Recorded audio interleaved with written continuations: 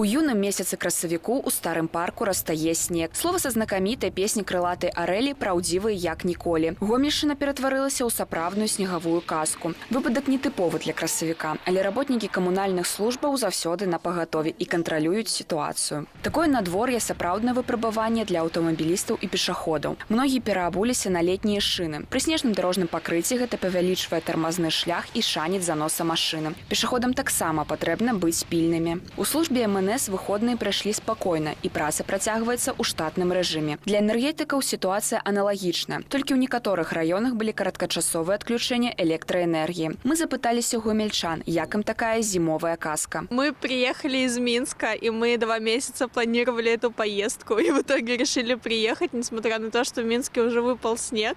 И все-таки мы решили приехать. Ну да, мы в шоке немножко. Мы планировали на градусов 15-16, потеплее. Я сразу сфотографировала все красивые места.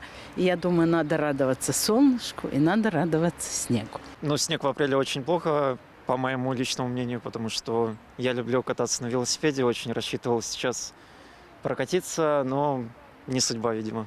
Сумаваць прыйдзецца нядоўга. Ужо да канца тыдня тэмпература паднімецца да плюс 5 градусаў. А нечаканы снег толькі чарговая нагода ўспомніць зіму і з больш вялікім нецярпеннем чакаць лета. Уладзіслава Галабокіна, Уладзіслаў Казлоў, тэлерадыёкампанія «Гомель».